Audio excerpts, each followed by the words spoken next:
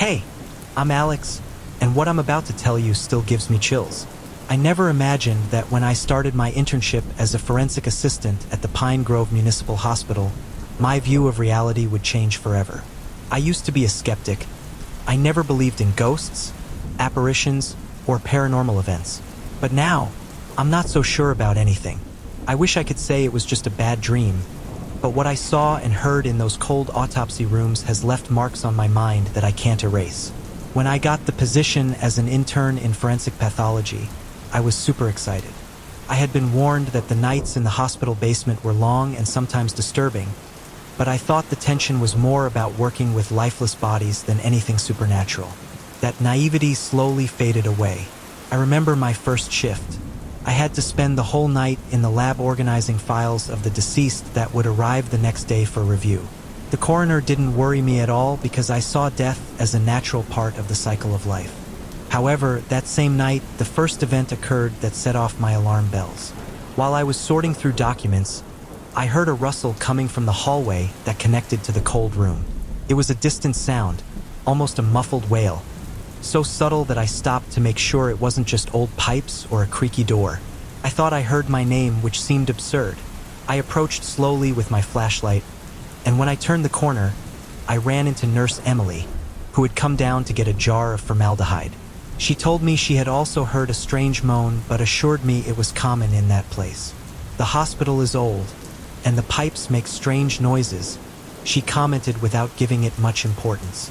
I calmed down, although my skin was prickling. I thought my nerves were playing tricks on me. The next day, the head coroner, Dr. Harris, asked me to help him review and label the bodies that were in the cold room. It was part of my responsibilities to verify data and prepare the corpses before the autopsy.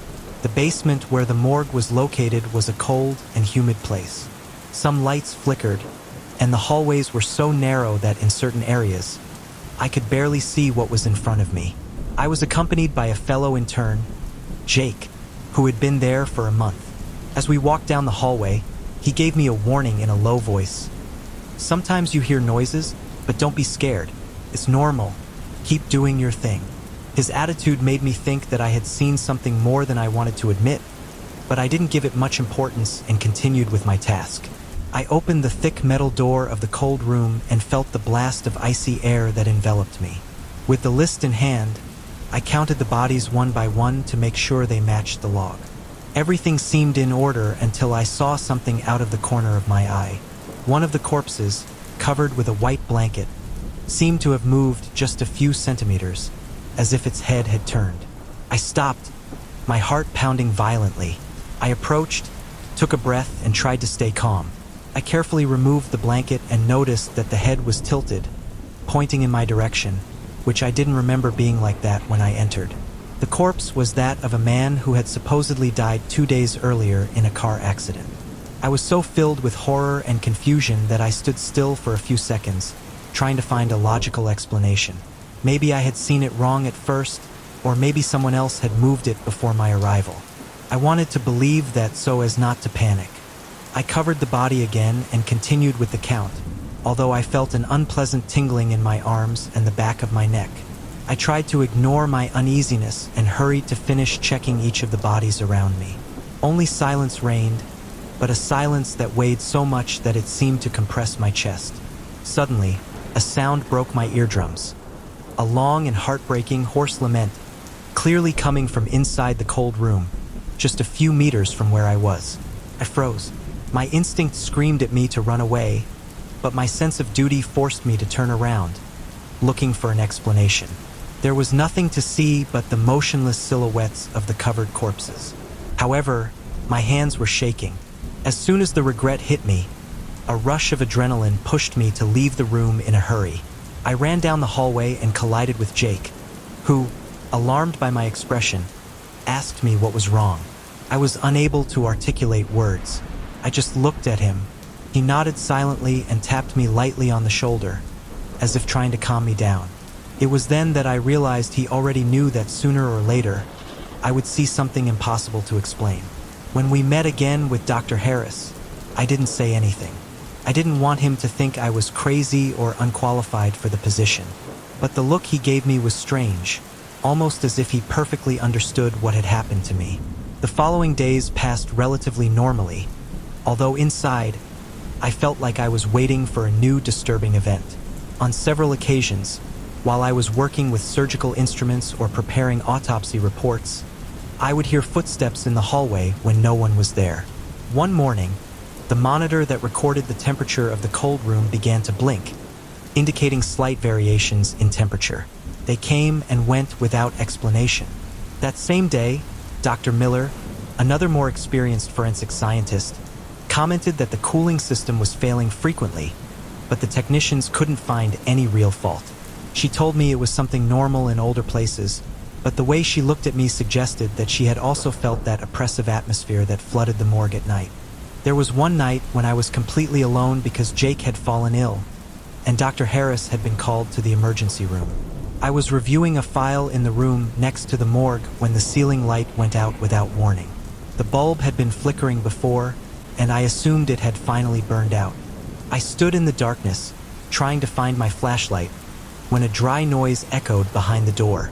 I gathered my courage and opened it, finding the hallway plunged into partial darkness. The silence was so profound that even my footsteps produced a terrifying echo. I felt watched. I moved forward slowly and noticed something unusual. The door to the cold room was open, letting out a breath of icy air that formed a subtle mist. I approached cautiously and focused the flashlight on the refrigerators where the bodies are kept. Some drawers were slightly open, which was strange because we always left them locked. I felt my pulse quicken and had to force myself to reason. Maybe someone had checked a body and forgotten to lock them, or maybe an electrical fault had unlocked them. I stood there, contemplating the shadows and hoping my theories were true, when I heard again that heartbreaking masculine lament that pierced my ears. This time, I distinguished it more clearly. It sounded like prolonged suffering, full of agony. I wanted to scream, but the lump in my throat prevented me. In a desperate act, I slammed the door and ran back to the next room. When dawn came and Dr. Harris asked me if everything was in order, I didn't know how to explain what I had felt. I just felt lost in my thoughts. Mental exhaustion was consuming me, and I could barely sleep a few hours before returning to my routine. Every night that passed, my fear grew deeper. I began to have recurring nightmares. I saw myself in the morgue, surrounded by corpses that wouldn't stay still. Their eyes would suddenly open and stare at me. Their lips would move, emitting an endless wail. I would wake up drenched in sweat, with my heart pounding and my brain in total chaos. Weeks went by, and my fear mixed with curiosity. I wondered if maybe there was a scientific explanation for these phenomena. Sometimes the muscles of a corpse can contract and move the limbs slightly, and the noises could be the product of air pipes or refrigeration systems. But nothing justified the wails. Besides, the bodies that apparently moved seemed to have some intention. It was almost as if they were turning to look at me, and that idea froze my blood. I tried to mention it subtly to Jake, but he preferred to avoid the subject with a simple shrug of the shoulders. "That's how the nights are here, Alex. Get used to it," was all he said. That reaction made me feel even more uneasy because it gave the impression that he preferred to keep quiet about something he had already experienced firsthand. I remember that on one of the last nights of my service, I had to stay up very late reviewing unfinished autopsy records. Dr. Harris left early, and Dr. Miller also left. The hospital only had essential personnel remaining. I found myself locked in the coroner's office, correcting reports.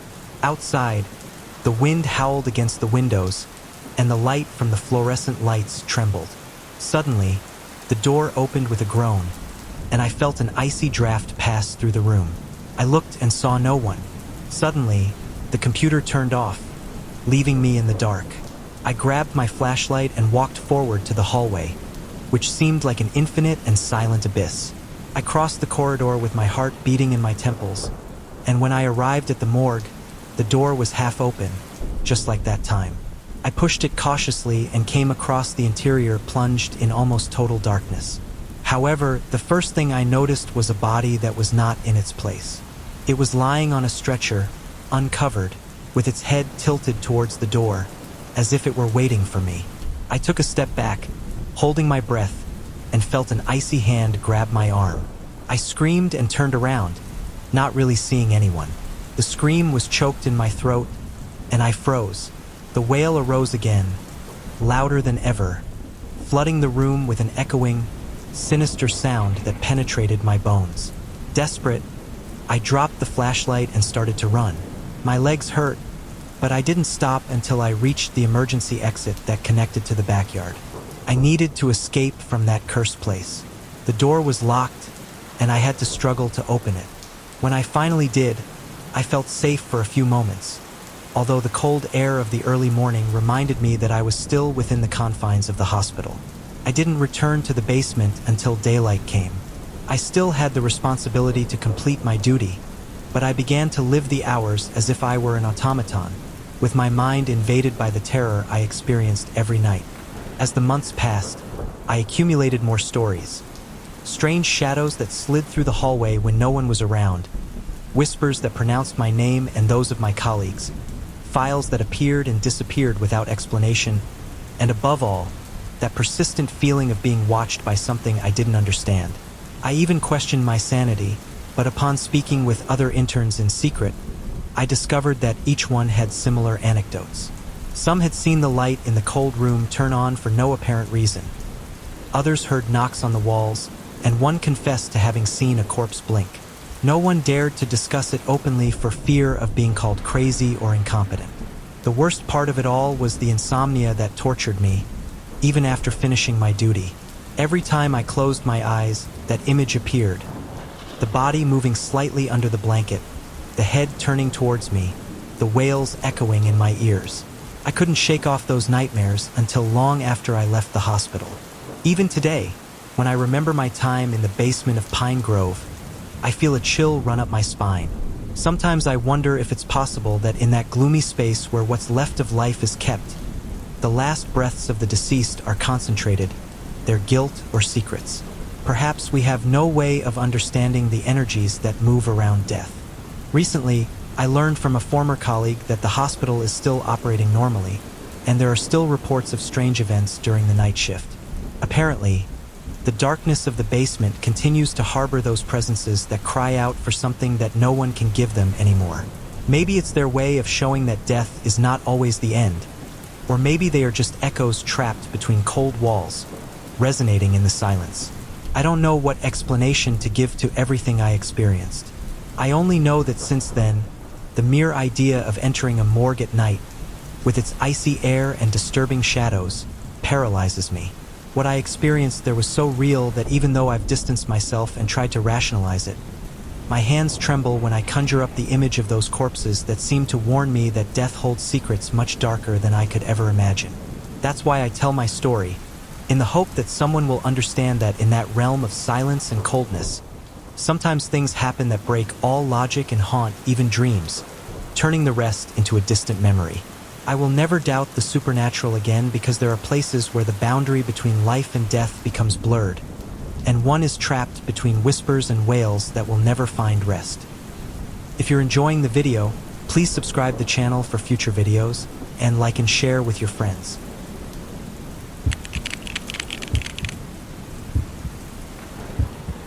Hey, I'm Alex, and I've been a forensic doctor for over 15 years. Throughout my career, I've worked in different cities and in morgues with very varied conditions. I've seen bodies in all kinds of states, from those who died in atrocious accidents to those who clung to life with relentless illnesses before their death. I believed that nothing could disturb my temper. However, there was a specific place where I spent some nights so chilling that to this day, I haven't felt calm again when I hear footsteps in the solitude of the early morning. I arrived to work at that morgue several years ago.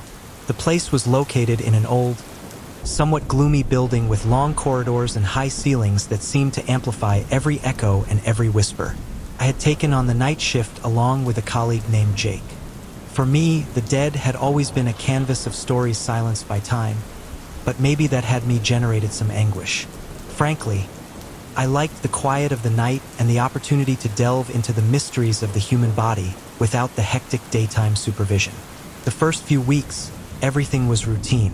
As midnight fell, we would receive bodies of people without family who had had accidents or victims of sudden deaths. We would follow the protocols, record details, and then leave them in the cold chambers.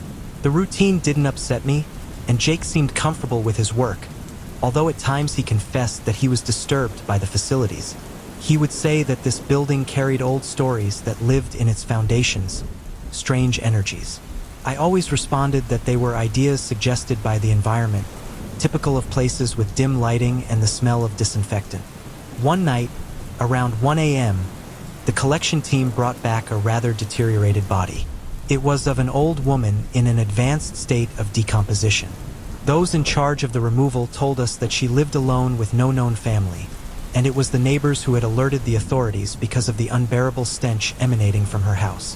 When they opened the bag, the smell was penetrating, and the air had to be filled with disinfectants in order to breathe normally. That night, I had the impression that something dense was floating in the air, a feeling of discomfort that, although I didn't express it out loud, seemed overwhelming. We proceeded to perform the autopsy on Jake, who had been in the profession for a short time. It was a real challenge to bear the stench and the unrecognizable appearance of the face. The skin had melted into violet and blackish tones. One of the eyes seemed sunken into its socket, while the other hung disturbingly. It was a long procedure, but in the end, we placed the body in one of the cold chambers and made sure to close the door properly, even using an additional padlock since that particular compartment had a faulty lock, and we didn't want to risk it opening accidentally. After that, we took a break in a small adjoining room. We drank coffee to dissipate our tiredness. Jake looked pale and confessed to me that he had never worked with such a deteriorated corpse and that it inspired a bad feeling in him. I felt the same way, so strongly that I was worried but tried not to share my doubts. I attributed it to the fact that it was the first time I had dealt with a body in that state of putrefaction. After 2 a.m., something started that I had never experienced in my 15 years of service. From one moment to the next, the atmosphere became extremely heavy. I had the clear feeling that we were being watched from some corner, but there was no one there, only that dense silence and the murmur of the refrigerators in operation. I felt a slight dizziness, and Jake looked at me with an alarmed face. Before I could say anything to him, we heard a metallic creaking. It was the creaking of a door opening. We immediately identified that it was coming from the cold room. Without exchanging words, we looked at each other in bewilderment. It had never happened before that one of those doors opened by itself, let alone with a padlock in between. We walked towards it, trying to stay calm. When we arrived, we saw that the door belonging to the old woman was ajar. My heart skipped a beat. Jake asked me in a broken whisper if I was sure I had locked everything correctly. I answered yes, that I had even double-checked the lock. He looked at me with terror in his eyes. Jake began to stammer that this couldn't be possible. An irrational thought ran through me. Maybe the morgue was so old that the padlock was useless. I wanted to believe it. I closed the door again, checked the lock, and suggested we return to our break. However, it was clear that something had broken in the atmosphere. We returned to the coffee room, but Jake couldn't forget what we had just seen. Neither could I. The silence was becoming increasingly uncomfortable. After a while, Jake got up to go to the bathroom. A few minutes passed, and suddenly I heard him shout my name in a panicked tone. I ran down the hallway, fearing the worst. When I entered the bathroom, I saw him standing by the sinks, staring intently at the last door. His face was distorted. He couldn't articulate a word and barely pointed with his trembling finger. In a barely audible murmur, he mentioned that he had seen the old woman reflected in the mirror, standing in the entrance to that bathroom, watching him with one eye empty and another black, just like when we examined her. His fear was so overwhelming that, for the first time, I felt a piercing chill run down my spine. He swore he'd seen her move, as if there was an ancestral hatred in that gaze. I tried to calm him down, arguing that he was influenced by what had happened with the door and by the appearance of the corpse. I told him to take the night off and that I would take care of the rest of the autopsies. He didn't want to leave me alone, but I was in such a state of shock that I insisted he leave. Before he left, he looked at me with a helpless expression and asked me to please take care of myself, assuring me that what he saw was not a mirage. I was nervous, although I didn't show it too much. However, the mere memory of that open door began to affect me. Even so, I returned to my workstation and tried to concentrate.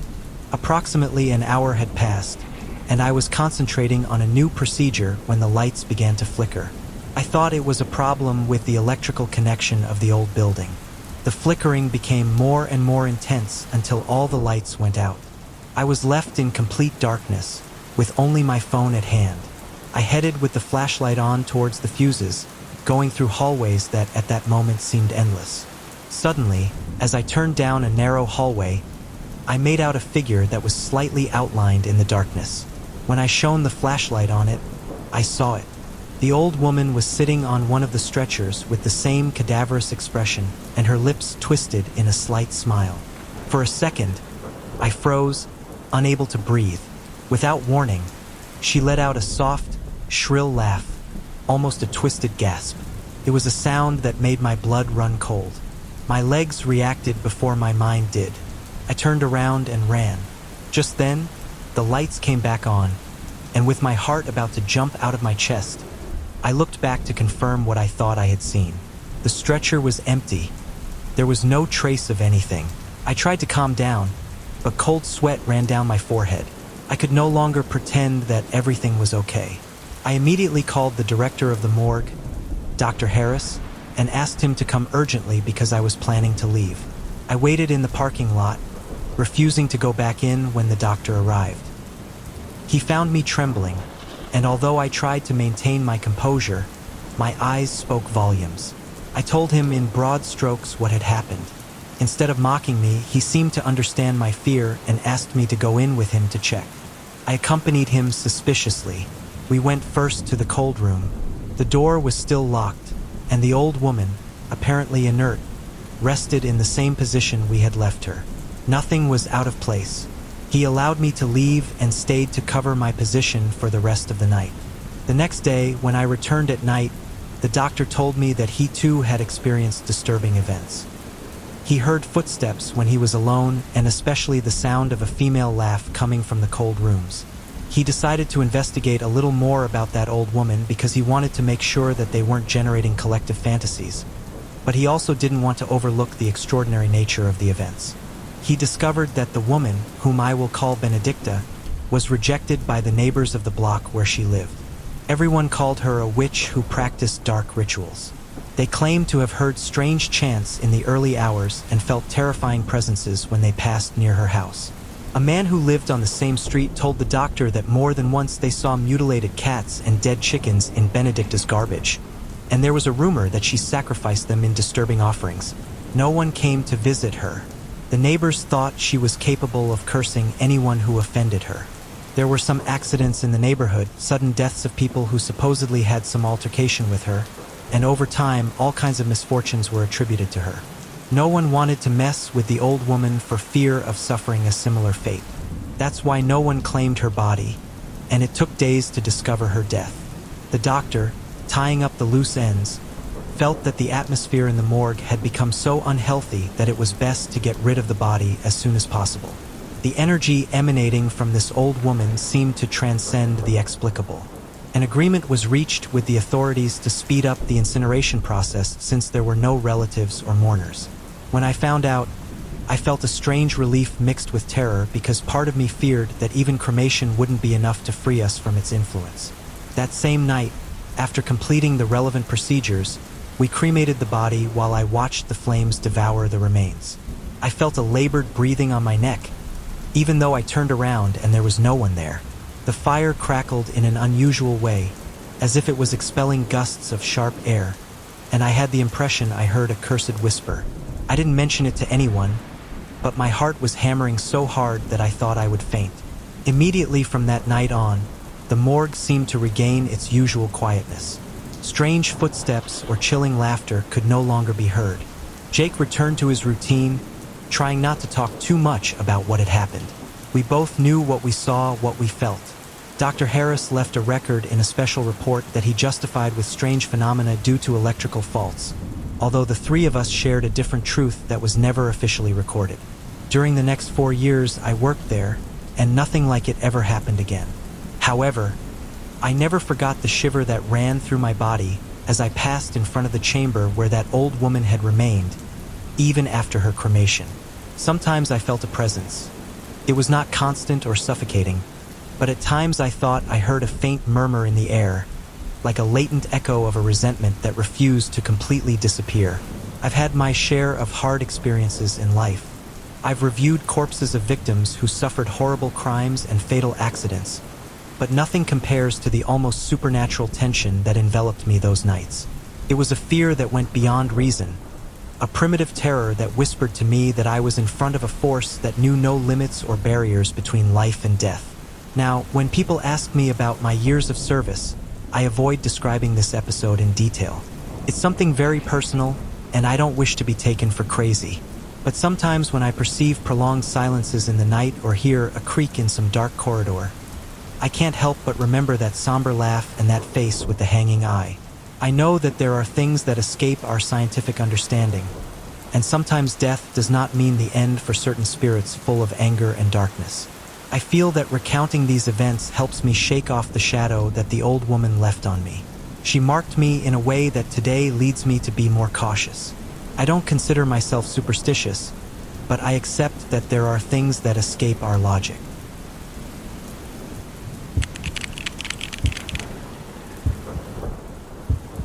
Many years ago, when I was still working as a forensic doctor in the pathology unit of a city whose atmosphere seemed tinged with perpetual shadows, I witnessed an event that to this day I find impossible to forget. Back then, I was close to retirement and had been surrounded by death for decades. Dissections and documents full of chilling details. Yet, there was always something in that last morgue that produced a distinct feeling of shock in me. The atmosphere was so icy and silent that it seemed to absorb even the slightest hint of life. I was proud of my composure and my ability to handle extreme situations without flinching, but that night in that gloomy place, I discovered that my nerves could snap. At first, it seemed like a normal night, like so many others, in which the personnel on duty was limited to performing autopsies or receiving bodies that arrived from different accidents and crimes in the city. That place, located on the outskirts, was smaller than the main forensic institute, but somehow it handled too many cases, especially events that occurred on the highway into the city. Generally, 2 of us worked per shift, and that night I was supposed to have the company of a colleague who already knew my routines and my meticulous way of proceeding. However, to my misfortune, that afternoon my colleague asked for permission to be absent. His wife had suffered a car accident and was hospitalized in critical condition. I couldn't deny him support. My human sense forced me to understand it, even though I was left with the heavy task of attending to all the work alone. Little did I know that the night would be much more than anyone would have wished for. The ambulance arrived soon with several bodies. They informed me that there had been a multiple accident. A small sedan had collided head-on with a passenger transport van, with many people on board. It was a terrible tragedy. Some passengers in the van suffered serious injuries but survived. However, in the family car, the situation was darker. Only the driver remained alive, although in extremely delicate condition. His wife and his daughter, a little girl of 4 years old, had lost their lives almost instantly. When they began to bring the bodies to the refrigerated room where they were placed before the autopsy, I felt an emptiness in my chest. Something strange that rarely happened to me. Seeing such a small girl covered with a white sheet stained with blood touched me more than normal. One believes that professional experience forges an impenetrable shell, but the death of a minor always breaks the heart. However, I tried to stick to my routine with mechanical movements. I listed the bodies, filled out the documentation, ordered the location, and proceeded to prepare the instruments for the autopsies. That night, I was alone in the work area, with the exception of the security guard who stood outside on the other side of the main door. Said guard did not usually enter the autopsy rooms. His function was to protect the entrance and the surroundings of the building. I knew that I would only see him if an emergency situation arose, or if someone came asking for information late at night. For this reason, although it was late and I felt slightly restless, I didn't think about calling him. I had to face the night like so many other times. I decided to start with the minor's autopsy. Although it may sound strange, I preferred to start with her because I felt the need to attend to the most delicate case first, perhaps out of a sense of compassion or the hope that by finishing with the little one, the other bodies would not affect me so emotionally. I placed her body on the metal table, opened the file, and began to review the preliminary medical reports. The cause of death appeared to be head trauma. I confirmed it when I removed the sheet and saw her head injury. However, the rest of the body, despite being so fragile, was almost intact. It did not present any visible wounds apart from that fatal blow, which generated an unbearable sadness in me. To think that the life of such a small being could end so abruptly. While I was making the initial incisions, I began to hear a faint noise coming from the hallway that connected to the room where the other waiting bodies were stored. I stopped for a few seconds, hoping it was my imagination or some normal creaking of the old pipes. Throughout my career, I had learned to rationalize those sounds, to think of them as simple noises from the refrigeration building or the wind that came through the cracks. But something inside me told me that this time it was different. It was a sound similar to a soft dragging, almost like a distant moan. I decided not to give it too much importance and resumed my work. I continued with the autopsy of the girl, reviewing each organ, describing its condition, taking notes and samples. This plunged me into an almost mechanical mental state, but the tension did not cease. After a few minutes, the noise returned, this time with greater clarity. It no longer felt so distant or so abstract. It effectively sounded like a very slight but unmistakable lament. A slight shiver ran down my spine, and that was when I realized the irony of the situation. As someone who had dissected bodies for decades, I felt fear. However, I tried to contain that feeling and told myself that maybe one of the bodies presented some type of gas distension, which sometimes generated strange sounds when escaping through the respiratory tract. I had to continue working. A few moments passed and I decided to check. I left the instruments in the tray, lightly covered the girl's body, went out into the hallway, and headed to the adjacent room where the other corpses were. I pushed the door, turned on the dim fluorescent light, and observed the rows of stretchers with the bodies covered by sheets. The silence was absolute. The atmosphere seemed frozen, as if there was nothing and no one who could alter that environment. I approached each stretcher to make sure that everything was in order and, after a few seconds, retraced my steps. I saw nothing out of place. I heard no more noises. Maybe it was just my mind playing tricks on me. I took the opportunity to quickly go to the reception to see if the guard was there. I peeked my head out and saw him sitting almost motionless, reading something by the light of a lamp. I decided not to mention anything to him. I didn't want to seem paranoid. Now calmer, I went to the bathroom, washed my hands, and returned to the autopsy room to resume my work with the girl. Upon entering, I noticed something that made me feel a lump in my throat. There were reddish marks on the floor, like very faint partial traces of blood scattered from the door to the area where I was working. I immediately looked at the little girl's body and noticed that her right hand had a slight reddish stain on the finger area, something that wasn't there before. When I initially searched the body, that stain didn't exist. I was completely sure of it. The blow to the head was the cause of death, but her hands looked clean. I stood for a few seconds, looking at the scene, trying to find a logical explanation. Had I moved something and, without realizing it, stained the floor with my glove? Some blood sample had been spilled? Nothing matched that type of print, as it was imprinted, not just dripped. I preferred not to think too much about it. I had several bodies to examine, and getting lost in conjectures would only delay me further. I continued with the little girl, this time paying attention to every detail of her limbs, making sure there were no more anomalies. But the strangeness wouldn't leave me alone. I felt a constant tingling on the back of my neck, like a feeling that that night wouldn't go normally. I had recently returned to resume the autopsy when a new sound made my hair stand on end. It was a moan, clearer and longer than the previous ones, like a lament coming from the back of that eerie adjoining room.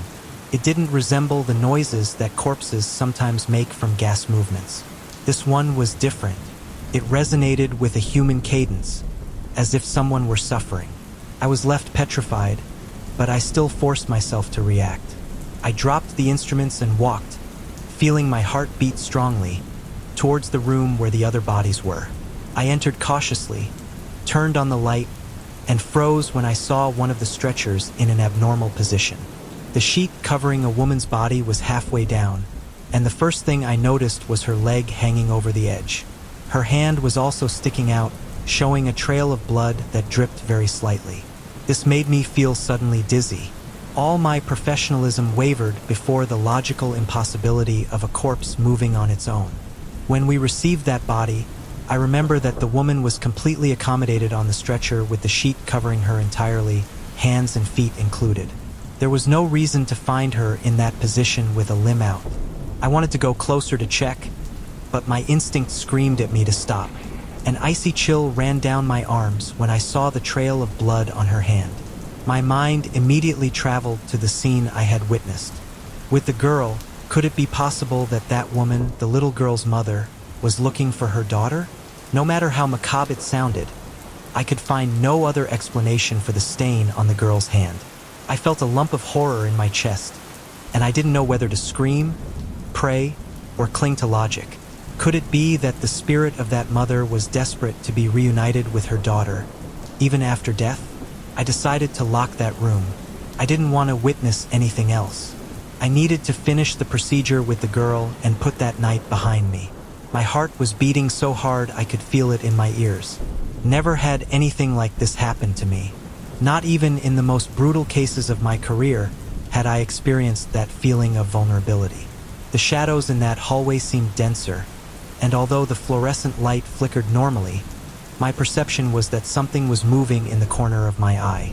I returned to the table where the miner was and finished as professionally as I could each stage of the autopsy, sealing the reports and packaging the samples for later analysis. I felt my mind, at times, get distracted by insignificant noises like distant footsteps or creaking in the walls. Finally, after arranging the little body on the stretcher and preparing to transfer it to the cold room, I heard one last whisper in the next room, almost a wail that made my skin crawl.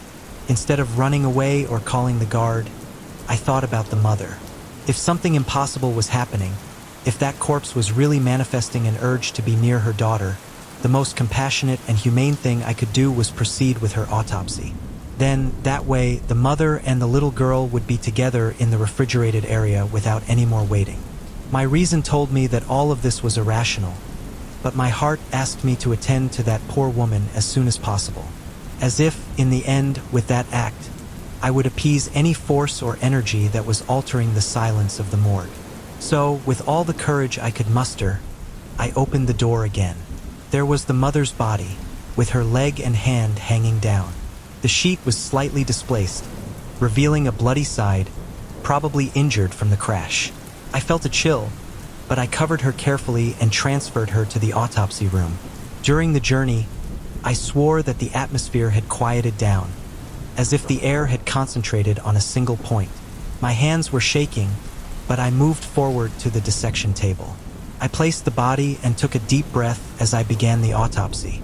I heard no more moans or cries, and the atmosphere did not feel so oppressive. Yet, my head was still full of questions, but no answer seemed logical or tangible.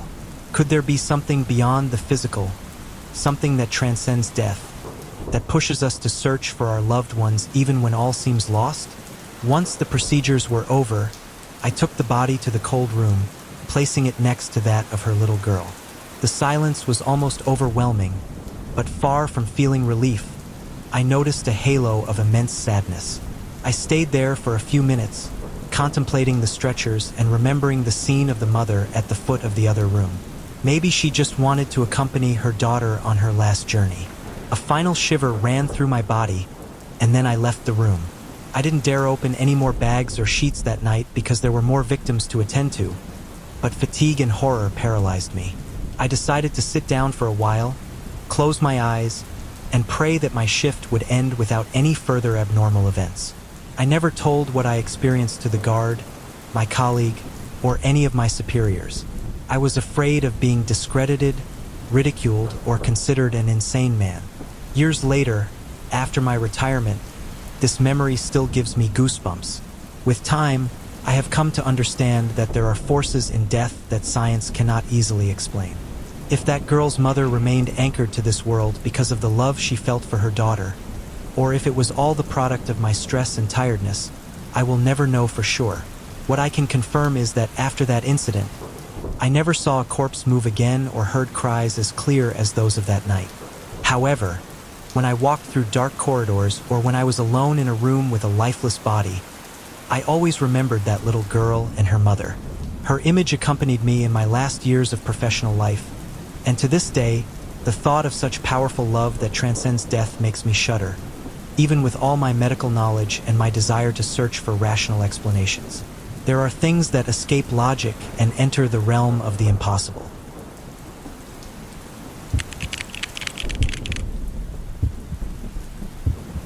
My name is Adriana, and I've been a forensic doctor for several years now. When I began my career, I never imagined that I would face such strange events in an environment that many assume is devoid of any supernatural activity. The place where I work is an old facility located on the outskirts of the city. It has long, somewhat gloomy corridors with a silence so profound that it makes you doubt everything you thought you knew. In the morgue, it's just the security guard and me during the night shift. It's a lonely place with its flickering lamps and cold rooms where the bodies rest. No matter how many days I've been working, my perception is always alert to any strange noise or shadow that slides across the walls. Every corner of the building preserves stories that I would rather not know. But it's impossible to stay on the sidelines when your day-to-day life is spent among corpses and the latent feeling that there is something more lurking around. Often, the deaths I witness come from accidents or violent events. I've seen it all: victims of fires, people who died in unfortunate circumstances, young people whose bodies arrive from bullet impacts or unexpected hit and runs. I often wonder if the spirits of those who lost their lives so suddenly wander around the place, unaware of their end. I remember one night when I was reviewing previous autopsy reports. The cold in the room was so intense that it got into my bones. Despite wearing a thick gown, I felt a slight ringing in my ears, as if the silence was whispering something incomprehensible to me. The security guard, Ramirez, always so kind, made the rounds through the halls and every now and then peeked his head out to ask if I needed anything. I simply answered him with a gesture or a muffled murmur. I preferred to concentrate on my tasks and ignore the persistent feeling that someone or something was watching me from the gloom. Just after midnight, the doorbell rang, and Ramirez approached to see what it was. Minutes later, he entered with the stretcher that the paramedics were bringing. It was the body of a young man who, according to the report, had died in a car accident. After completing the records, the paramedics left, and I prepared to perform the autopsy. It's incredible how one gets used to death when you see it every day, but it still affects me, especially when it involves someone so young. I noticed that the boy had bruises and multiple fractures, signs of a brutal impact. While I was examining each wound, I felt an uncomfortable pang in my chest, as if some corner of my conscience was begging me not to get used to so much other people's pain. Even though I consider myself a person of science, I can't deny that I've had experiences that have left me breathless. There are times when, while I stitch up the last incision, I hear a whisper, a murmur that comes from nowhere. Other times, I hear footsteps in the hallway when I know Ramirez is at the front door, and there is no one else wandering around. These events are so etched in my memory that I've gotten used to looking over my shoulder every so often, as if hoping to surprise an invisible presence.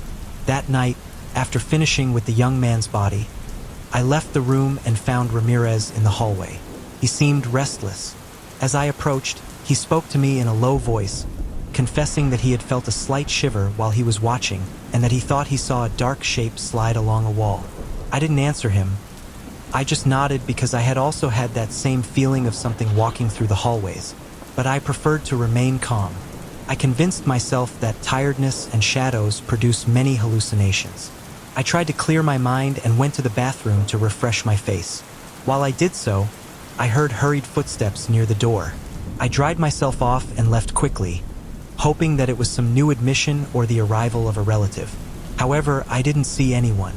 The hallway was deserted, wrapped in a darkness that made it seem narrower than usual. I thought of approaching the reception to ask Ramirez if anyone had come in, but I was distracted by a faint murmur coming from the autopsy room that echoed in my ears with an almost pitiful tone. I returned to the room to make sure everything was in order. The scene I found had no logical explanation. The young man's body was lying on the floor, as if he had gotten up from the stretcher and collapsed. The impact paralyzed me. I was stunned, looking at the empty stretcher. It was impossible. The stretcher didn't have any loose wheels, nor was it tilted in such a way that the body could have slid off. Gravity wouldn't justify such a fall due to inertia. I approached cautiously to make sure no one had broken into the room. The atmosphere was so dense that I could hardly breathe. I ran down the hall to call Ramirez. When he finally arrived, his eyes wide open, he was speechless.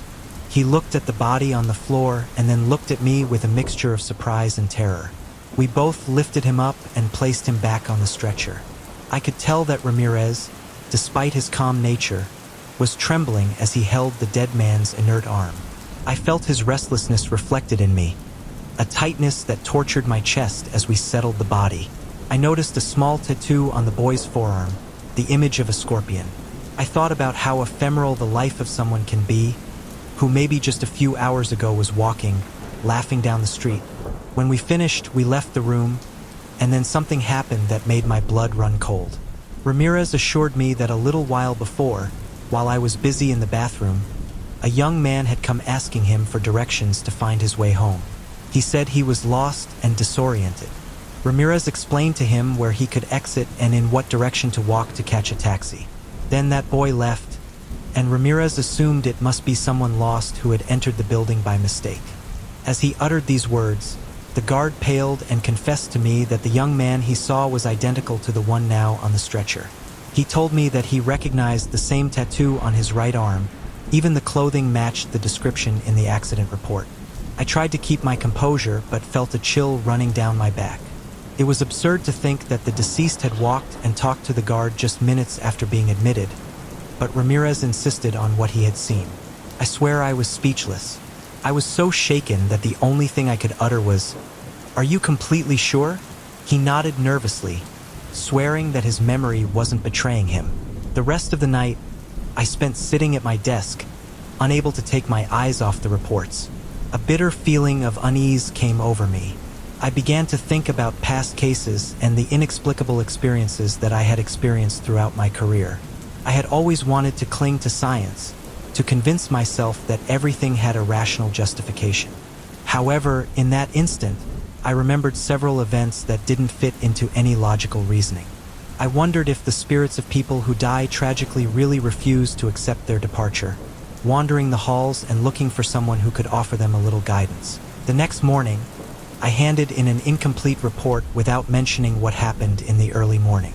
No one would have believed the story of a body falling off a stretcher for no reason or of a corpse that supposedly spoke to the security guard minutes after being admitted. I felt a great weight on my conscience, but I preferred to bury that memory among the many files that accumulated in the morgue. I chose to believe that it was part of an unknown phenomenon, something that I could not explain scientifically but that had undoubtedly happened. As the days went by, the nightmare did not leave me. The face of the young man with his tattoo repeated itself in my mind. His lifeless gaze was so disturbing that I would wake up in the early mornings, soaked in cold sweat. I remembered Ramirez's description and the certainty with which he said that the boy had asked him for help, completely disoriented, as if he didn't know he was dead. Every time it was my turn to work the night shift, my insides churned.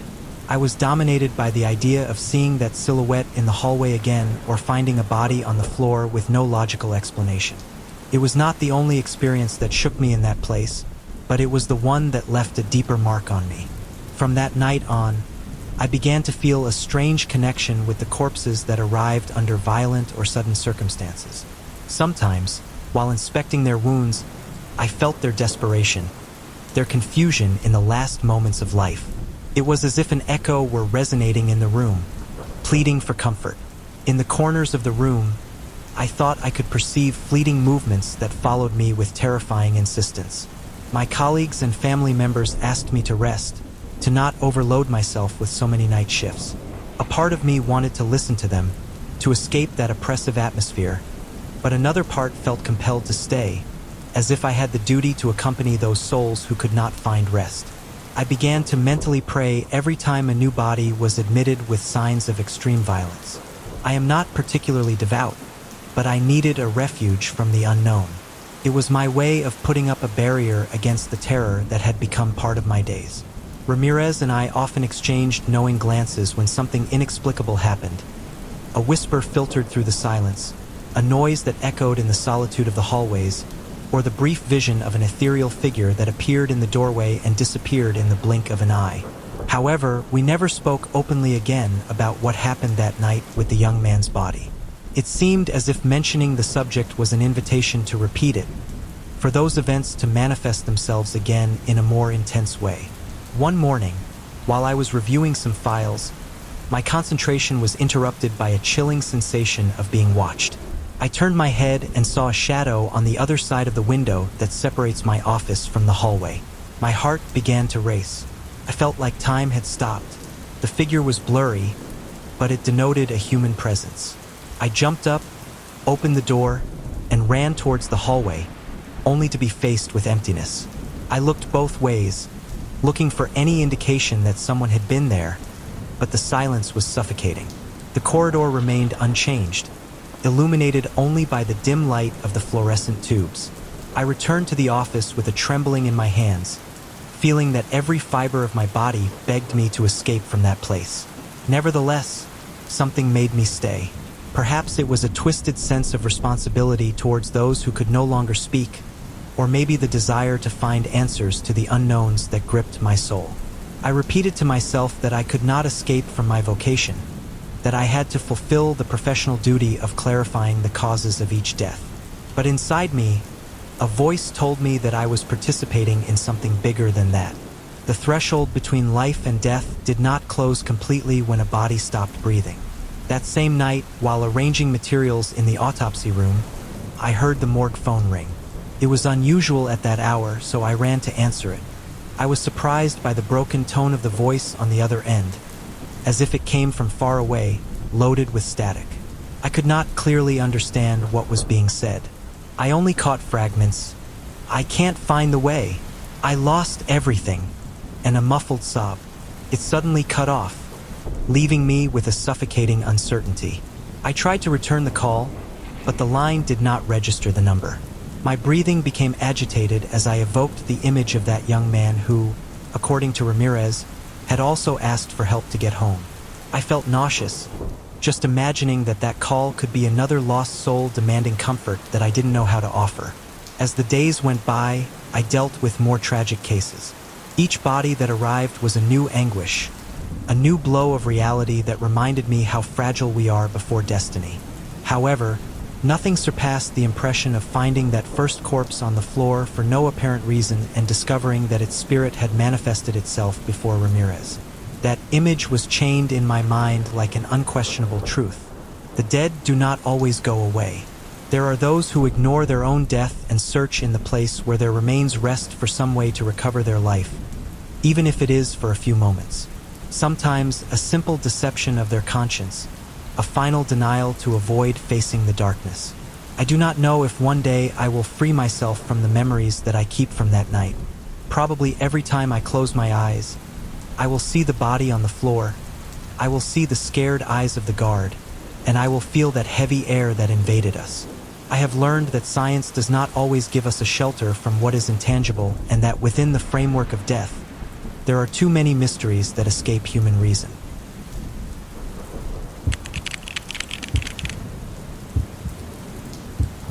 I've been a forensic doctor for over 20 years, and I've traveled through countless cities and towns to fulfill my duty.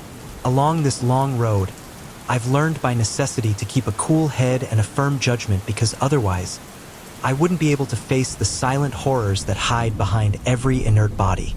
However, there are times when neither discipline nor the most rigorous training can prepare you for the inexplicable.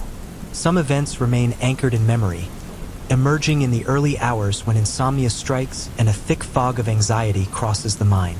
This is one of those stories, an experience that still gives me chills when I recall it, and that has marked my career forever. During my career, I've worked in several institutes of forensic medicine and in small municipal morgues with scarce resources. The routine is exhausting, but one gets used to the monotony of the procedures.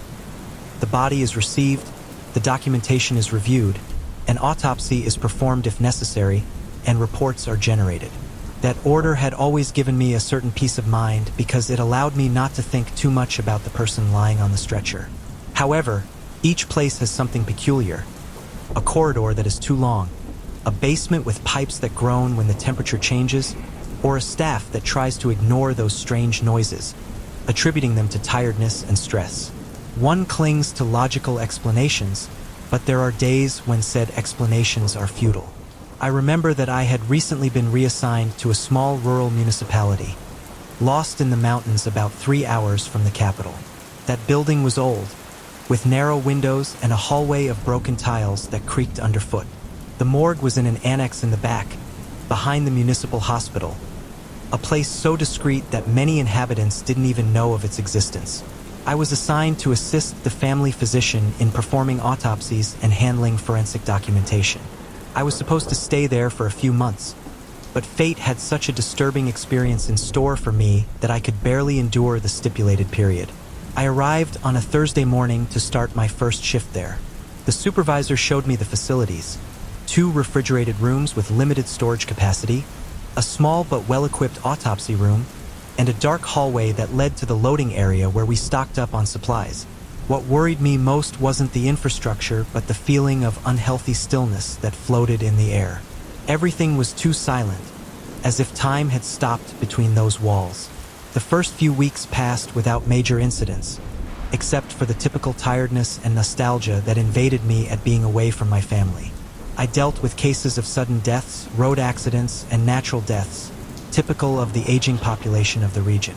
The head coroner, a man about 60 years old with a stern expression, was very few with his words. He explained the basic rules and left me to my own devices, trusting in my experience. I quickly learned the procedures of the place and who were part of the small work team. At that time, I began to hear the first rumors of strange events. Lights that turned on by themselves, shadows that wandered around the hallway when no one else was present, and even stories of hurried footsteps early in the morning. I tried hard to keep my skepticism the same as always. A month later, on a gray afternoon when the wind howled through the neglected windows, we received the body of a 90-year-old man. According to the report, he had died of natural causes. No one was with him except for a distant relative who processed the cremation almost immediately after the required documentation and the corresponding permits were completed. The autopsy was performed. The body showed no signs of violence or injuries that would attract attention. Everything seemed normal for a person who had died of old age and several chronic health complications. I finished my work without finding any anomalies. It was a quiet day. We only had a couple of other bodies waiting to be delivered to relatives, so my routine went smoothly. The strange thing happened when hours later, a manager from the municipal crematorium arrived to take the body. This crematorium was not inside the hospital, but in an adjacent facility behind gray walls full of cracks. Sometimes we accompanied the transfer to supervise procedures if necessary. On this occasion, as I was curious to see the facilities, I offered to go with the manager. The place was gloomy, just a large courtyard with a building where the main furnace was. It felt a stifling heat from the moment you walked through the door, combined with the penetrating smell of ash and coal. The furnace rose in the west, built with old bricks and a large metal gate. The operator showed me how to activate the mechanism and the temperature at which it worked. We placed the old man's coffin on the access platform to the furnace. I've never liked to witness that process, but I considered it appropriate to be present to certify that everything was done according to the guidelines. Additionally, the family had asked for discretion in the final handling of the body, so as a forensic expert, I had to sign some documents to leave a record. The operator pushed the metal plate, and the body entered. He turned on the controls, and the crackling of the fire began to resonate through the internal conduit. The first seconds passed normally. I heard the roar of the heat rising and felt the soft vibration of the mechanism. Suddenly, a loud bang shook the inside of the oven. I jumped and looked at the foreman, who looked at me in bewilderment. I thought it might be the wood shifting or the bricks coming loose, but barely a moment later, a piercing scream emerged from inside. The first thing that crossed my mind was that it was the typical sound of steam or gases escaping when the body is exposed to such high temperatures. However, it was unlike any gas release I had ever witnessed.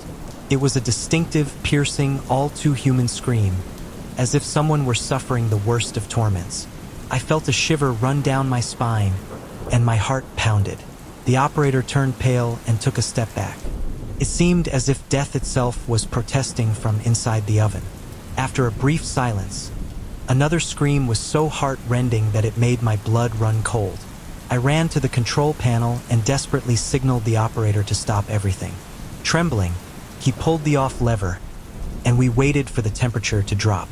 It was one of the most terrifying moments I have ever experienced because, in that interval, we managed to hear what seemed like a murmur of agony, suffocated by the heat. They were not normal sounds. Every cell in my body demanded that I flee, but at the same time, my training forced me to stay there to look for a rational explanation.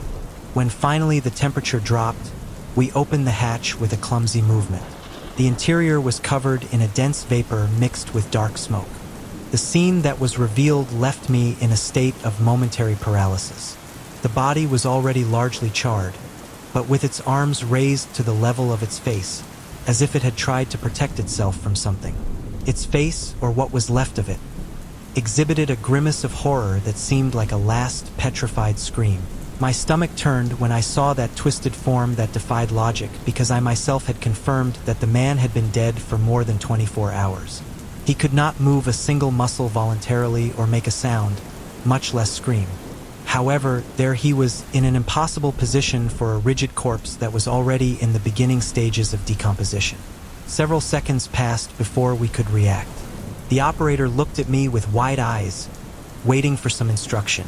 In a trembling voice, I said that we had to finish the process, although every part of me was against coming closer. Finally, we put the body back in place, pushed it carefully to avoid burning ourselves, and activated the oven again. This time, we watched with terror reflected in our faces, trying to convince ourselves that it was an illusion produced by the pressure of the gases, post-mortem muscular contraction, or any natural cause. But my mind could not get rid of the image of the arms raised and the jaw unhinged with that expression of inhuman suffering. The second cycle was quick. We heard no more screams or murmurs. When the hatch opened again, there were only charred remains, blackened bones, and ash that dissolved with a slight rubbing. I remained motionless, unable to process what had happened. No matter how skeptical I was, I could not find a rational way to explain those screams that had been so clearly human. I listened, my brain clouded with questions. Could there have been a failure in the monitoring of vital signs? It was impossible. I had performed the autopsy myself. The man was clinically dead. Not the slightest trace of life remained in his body. Furthermore, the rigor mortis and the beginning of decomposition confirmed that there was no margin for error. The operator did not speak to me. He did not even dare to ask me to sign the compliance papers. It took a while to clean the place, opening windows to disperse the stench that had intensified with the macabre event. When I returned to the morgue, the afternoon was already dying. An orange sunset covered the corridors, giving the building an even more sinister hue. I locked myself in my cubicle, trying to regain my composure.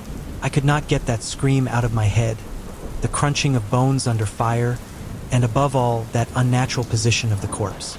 In my career, I had witnessed dozens of strange phenomena, but nothing compared to what I had experienced that afternoon. That night, I could barely sleep. I stayed upright in a small room that had been assigned to me at the hospital. I felt the need to find an answer, so I reviewed my autopsy notes and the old man's medical records. Heart problems, hypertension, pulmonary complications, a fragile man who represented no biological mystery. The next day, I carefully reviewed the transfer report, the times of death, and asked the supervisor to contrast the information. Everything was in order. As the hours passed, my anguish grew.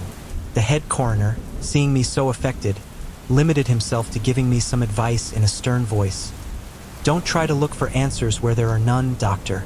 Sometimes things just happen and have no explanation." His words, far from comforting me, increased my discomfort. I didn't speak about the subject with anyone else. Some colleagues noticed my pale countenance and my constant nervousness, but I preferred to keep the details to myself, fearing that they would take me for crazy or say that it was just stress accumulated over time. I tried to resume my routine, complying with the autopsies, delivering reports, and carrying out the forensic procedures mechanically. But that memory was still latent. At night, in that dark room, I felt the silence break with a distant scream. Sometimes, when I closed my eyes, the image of those raised arms came back with brutal clarity and made me jump out of bed, drenched in sweat. I tried to rationalize it over and over again, but my mind could not find a way to explain it without falling into paranormal conjectures.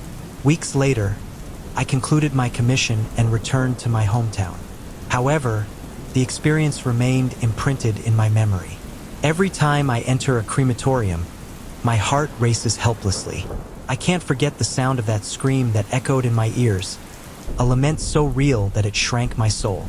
Even today, after so many years, I continue searching for a logical answer that will give me back my peace of mind, but I have never found one. I have witnessed many chilling events and heard dozens of similar stories told by colleagues, some explainable and others not so much.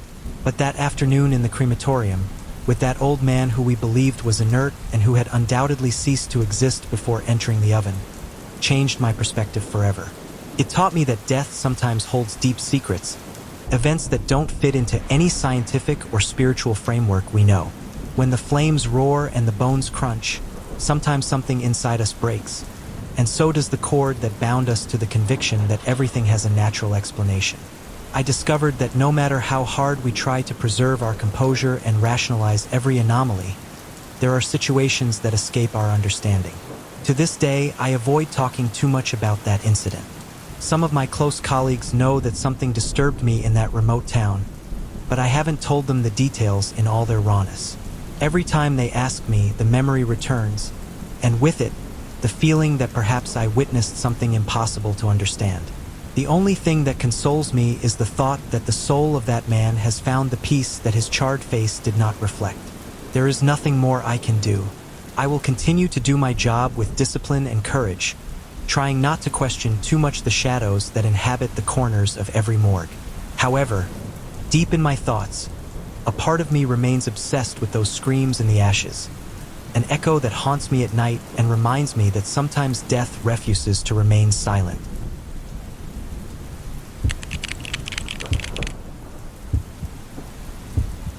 I began my career as a forensic doctor at the Santa Clara Forensic Institute, a place that seemed vast and desolate in my early days. I had spent many years studying and preparing to face all kinds of situations with the firm conviction that nothing could move me easily. I knew that working with corpses demanded mental and emotional strength. I expected to encounter unpleasant scenes, strange illnesses, and tragic accidents. However, nothing had prepared me for the experiences I lived through during my first night shifts, those that still haunt me and send shivers down my spine every time I remember them. The building was located on the outskirts of the city, surrounded by an oppressive loneliness during the night. During the day, several local police units and ambulances arrived at an almost constant pace. But once the sun went down, the activity decreased and we were only 2 people inside. Me and my assistant, a resident who was on duty during that first month. I was accompanied by Victor, a young man who seemed to have nerves of steel. He always smiled and looked for conversation to make the long nights more bearable. He seemed as unfazed as I pretended to be, or at least that's what I initially believed.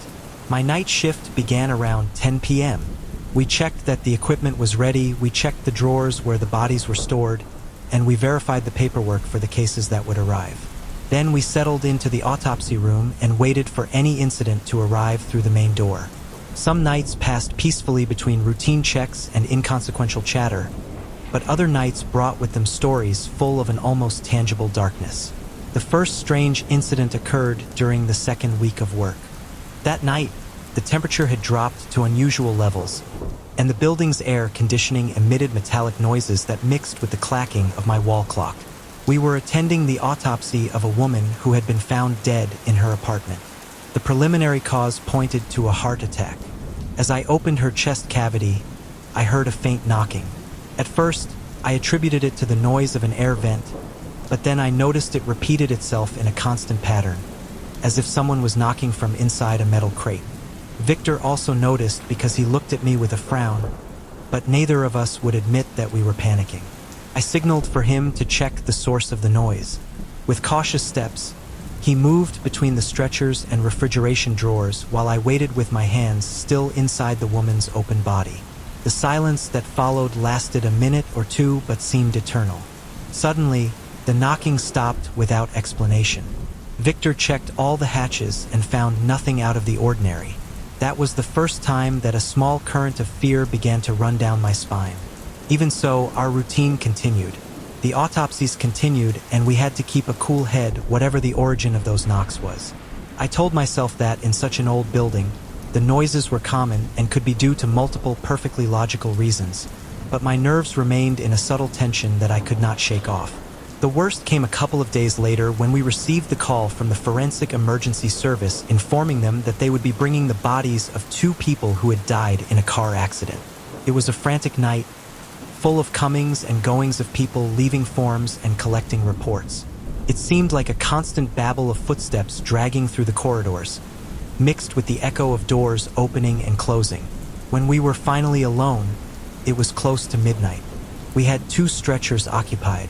In one lay an elderly man whom we were examining for possible suicide. In the other, the body of a young cyclist had just been laid out who had been hit by a car. It was said that he had been hit by a speeding car. That boy arrived covered in a sheet with traces of blood on his arms and legs. I barely had time to stop and observe him because he was still immersed in the autopsy of the old man. Meanwhile, Victor was in charge of preparing the cyclist for the procedure. The atmosphere soon became filled with that acrid smell that combines dried blood and disinfectant. In moments of relative calm, I entertained myself by asking Victor about his personal life. It always seemed convenient to break the silence with light topics, which allowed us both to get away from the dark reality that surrounded us. That night, I asked him how his family affairs were going because he had told me that his father was ill. His response was almost automatic. He told me that everything was improving and that he felt calm about it. However, his tone of voice sounded strange, as if behind his serenity hid an immense weight. As we continued with our work, the atmosphere became even heavier. In a moment, without realizing it, I was with my back to Victor. I continued taking care of the old man, suturing incisions and taking tissue samples. Suddenly, I heard Victor's voice break the silence. It sounded muffled and gloomy. He began to lament in a way that had never happened before. He said that he loved his family but felt like he would never see them again. It was like he was saying goodbye. His words were sad and heartbroken. I felt my blood run cold when I heard him, and I turned around with the intention of asking him if he was okay or if he was crying. What I saw paralyzed me. The stretcher where the young cyclist was lying was empty. I saw no trace of Victor or anyone else. Only the body of the old man was on the other table. Desperation and fear enveloped me. I had the impulse to scream for my assistant, but a feeling of paralysis kept my mouth half open. Just then, I heard footsteps in the hallway, and Victor appeared through the door, holding his cell phone. He told me, absolutely normally, that he had gone out to answer a call from his mother and that he was sorry for leaving me alone. He noticed I was pale, with my pulse racing, and he asked me what was wrong. I could barely shake my head and stammer that nothing was wrong, trying to pretend that everything was under control. I was dying to tell him what I had witnessed, but I didn't want to upset him or sound like I was losing my sanity in my first month of work. The next day, I returned home with a lump in my throat. I tried to convince myself that what I experienced was only a product of fatigue or a macabre trick of my mind, influenced by the atmosphere of the place and the accumulated tiredness. But the details assaulted me. The unmistakable tone of Victor's voice, the feeling of emptiness when turning around and not finding his figure, the loneliness in the autopsy room.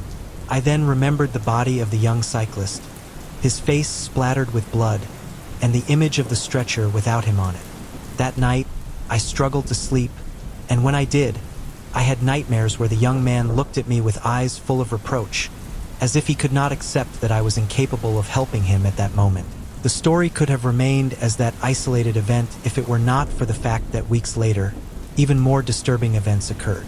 One night, we received the body of a pregnant woman who had died after a fall down the stairs in her home. The autopsy required special care because the case involved the possible negligence of her partner. The atmosphere was already tense enough, and on top of that, the air conditioning was making that metallic click again. Victor and I got to work. I took charge of examining the state of the vital organs while he took photographs. It was early in the morning when the woman's body was open on the table. I was overcome by the feeling that someone was watching us from the door. I looked up several times without finding anything. I commented to Victor that maybe it was our imagination, that we were under influence. He smiled nervously, but in his eyes, I saw the same terror that gripped me. We didn't say anything else. Minutes later, while I was removing the uterus for evaluation, a sound similar to a sigh ran through the room. I felt the hairs on my arms prick up. It seemed like the bated breath of someone watching a horrifying scene. I stopped in my tracks and looked around, not understanding where it was coming from. Victor was pale, holding the camera in his hand. I asked him if he had heard it, and he nodded with his lips pressed together, not daring to say a word. At that moment, I again felt that anonymous, almost tangible gaze tracing me, each one of my movements. I wanted to run away from there, but responsibility tied me to the place. After finishing and cleaning all traces of blood, we remained in silence for a long time. I didn't want to confess my panic, and Victor seemed too scared to bring up the subject. Even so, I noticed that when he approached the autopsy table, he did so with ragged breathing. After several minutes, he went out to throw away the bags with waste. I was left completely alone with the woman's corpse in front of me and the piercing echo of that spectral sigh hammering in my mind. It's difficult to describe the sensation of knowing you are being watched by something that cannot be seen. I felt chills when I noticed that on her face, the dead woman kept a look of anguish, as if in the last second of her life, something terrible had surprised her. Something as dark as what now seemed to float in that room. When dawn finally came, I felt a certain relief. The day shifts always brought movement and life to the place. Experts and nurses running from one side to the other, the coffee machines on, conversations crossed in the corridors. That bustle dissipated the tension accumulated during the night. However, in my mind, the silhouette of those macabre experiences that only we witnessed remained alive. I began to question if I had made the right decision by choosing that specialty. Although I loved forensic medicine and had a passion for discovering hidden truths behind each death, I wondered if I could endure the night in solitude with presences that it seemed only we perceived. With time, each time I heard a lament, a whisper, or even a slight creak in the morgue, I wondered if it came from some soul that had not found rest. Some people believe that bodies are simple empty vessels and that there is no soul wandering around them. I want to believe it too, but my experiences suggest otherwise. There are times when I feel an enormous sadness for the stories I discover when performing an autopsy. Lives truncated, broken promises, plans that will never be fulfilled. I have come across teenagers whose eyes reflect terror, grandparents who seem to keep secrets in their cold cheekbones, and even children who, when leaving, leave in the air a contained cry that my imagination can't help but think of all the events I've experienced in this place. The one involving the young cyclist is the one that haunts me the most. It's impossible for me not to shudder when I remember his voice merging with that of my assistant, as if he had used his body or perhaps projected his image as a form of deception. What he said about missing his family and his girlfriend filled me with pity. He was a boy with his whole life ahead of him, and he ended up on a stretcher at the morgue with no one able to help him in time. Beyond fear, I also feel a deep sorrow when I remember it. I imagine a spirit that still wants to explain what happened or say a final goodbye. Several years have passed since that first night job at the Santa Clara Forensic Institute. Many things have changed, including my assistants and my schedules, but the memory of those visions remains. Sometimes I come to think that some kind of extrasensory faculty accompanies me. Other times, I convince myself that everything responds to the suggestion of a place full of death and the guilt that is born when seeing so many destinies interrupted. Perhaps both theories have some truth. The only thing that is certain is that every time the clock strikes midnight and I stand near those metal tables, I hear a sort of collective murmur. I can't always pinpoint its source, but I feel like something or someone is watching me. It's a latent presence, as if everything I've seen and felt in that place has left an indelible mark. I can't deny that it still gives me insomnia and makes me doubt my mettle. Ironically, this job that taught me to be immune to blood and death also showed me the most disturbing side of the unknown. Perhaps I will continue working in this profession for many more years, or maybe I will decide to leave before these episodes consume my sanity. Whatever my decision, there is one thing I know for sure. Those who enter the morgue don't always leave completely. Some remain invisible and silent, waiting for an opportunity to manifest themselves in the darkness of the night. And you never know who you will hear speaking from behind your own back, or what farewell words will cling to the air before the first light of dawn dissipates the shadows that surround me in this place.